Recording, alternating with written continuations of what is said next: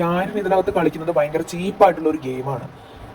അവൻ ആ ചോദിക്കുന്ന ചോദ്യത്തിന് അവിടെ ഇരിക്കുന്ന ഏതെങ്കിലും ഒരു പെൺകുട്ടി വന്ന് അവന്റെ ചെപ്പക്കിട്ട് ഒരു ഒറ്റ പൊട്ടിക്കേണ്ടതായിരുന്നു.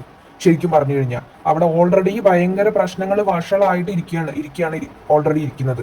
അതുകൊണ്ടായിരിക്കാം പിന്നെ ആ ഒരു ടാസ്ക് ചെയ്തതിന്റെ ആ ഒരു ക്ഷീണം. അത് മാത്രമല്ല, അവിടെയുള്ള പെൺകുട്ടികൾക്ക് എന്ത് വോയിസ് എന്ത് സപ്പോർട്ടാണ് ബിഗ് ബോസ് അവിടെ പ്രൊവൈഡ് ചെയ്യുന്നത്. അവരെന്തെങ്കിലും ഒന്ന് പറഞ്ഞു കഴിഞ്ഞാൽ അവിടെ അപ്പൊ പറയും ജെൻഡർ കാർഡ് ഇറക്കി. അതിന് അഗേൻസ്റ്റ് ആയിട്ട് ആരും ഇല്ല ഇവിടെ സംസാരിക്കാൻ.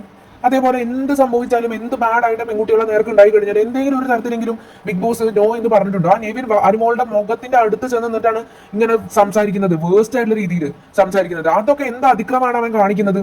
എന്നിട്ട് പോലും ഒന്നും പറയുന്നില്ല. അതൊക്കെ ഈ ആണുങ്ങൾക്ക് ഇവിടെ ഇരിക്കുന്ന ഈ ബോയ്സിന് വളം വെച്ച് കൊടുക്കണം. ഇപ്പൊ കണ്ടില്ലേ അവൻ ചോദിക്കുന്നത് പാലുണ്ടോ തരാൻ? എന്തർത്ഥത്തിൽ അവനത് ചോദിക്കുന്നത്? അവന്റെ ചെപ്പക്കി ഇട്ടിട്ട് അപ്പ പൊട്ടിക്കണം. ഏത് പെൺകുട്ടിയാണെന്ന് വെച്ചാൽ അവന്റെ ചെപ്പക്കി ഇട്ട് അപ്പ പൊട്ടിക്കണമായിരുന്നു. അത് അവിടെ നടക്കില്ല. കാരണം എന്താണെന്ന് വെച്ചാൽ ഫിസിക്കൽ അസോൾട്ട് അവിടെ ചെയ്യാൻ പറ്റില്ല. ചെരുപ്പൂരി അടിക്കേണ്ട വർത്താനാണ് അവരവിടെ പറഞ്ഞിരിക്കുന്നത്.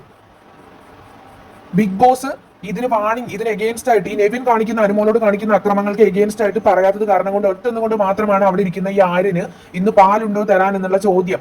അത് ആ നെഗറ്റീവ് ആയിട്ടുള്ള മീനിങ് ആണ്. അത് അവന്റെ മുഖത്തുനിന്നും അപ്പുറത്തും ഇപ്പുറത്തും ഇരിക്കുന്ന നെവിനിന്റെയും അക്ബറിന്റെയും മുഖത്തുനിന്ന് വ്യക്തമാണ്.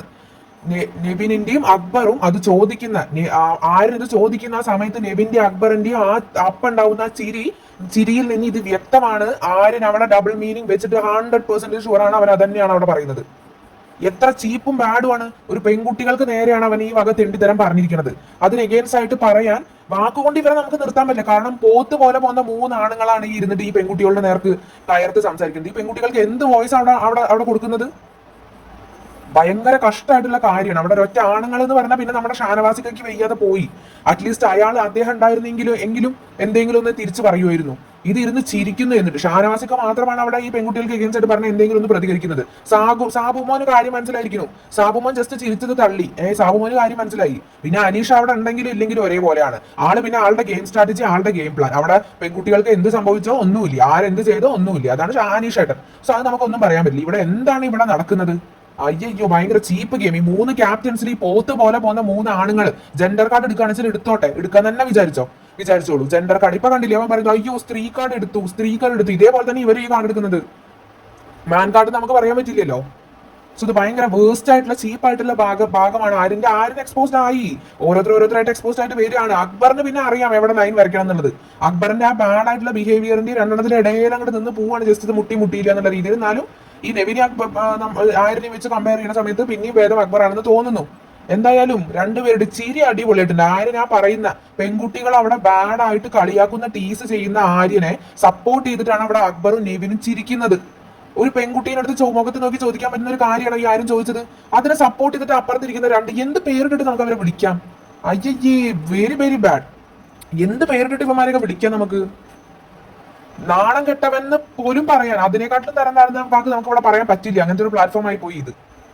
അത്രയും ചീപ്പ്. അനുമോള് നാഴികയ്ക്ക് 40 വട്ടം പറഞ്ഞിട്ടുണ്ടായിരുന്നു. ഫസ്റ്റ് വന്ന് കേറി ദിവസം തൊട്ട് പറഞ്ഞിട്ടുണ്ടായിരുന്നു ആര്യൻ ശരിയല്ല. ഒരാളും അത് എടുത്തില്ല. ഓരോരുത്തർക്കായിട്ട് അനുഭവം വരുന്ന സമയത്ത് അവർ പഠിക്കും. അനുമോളുടെ വായടപ്പിക്കാൻ എല്ലാവരും ഉണ്ടായിരുന്നു. ഇപ്പൊ എവിടെ പോയി അനുമോളുടെ വായടപ്പിക്കല്? അവള് പറയുന്നത് കറക്റ്റ് ആണ് എന്നുള്ളത് ഇപ്പൊ തെളിഞ്ഞ് വരികയാണ്. അവന്റെ ബിഹേവിയർ അവിടെ എക്സ്പോസ്ഡ് ആയിട്ട് വരികയാണ്. അവന് ഒരു തരം കിട്ടിക്കഴിഞ്ഞാൽ അവൻ എവിടം വരെ പോകുന്നുള്ളത് ഇതിനോടൊക്കെ നമുക്ക് മനസ്സിലായി. ഇന്നത്തെ എപ്പിസോഡിൽ ഇത് മാത്രമല്ല ഉള്ളത്.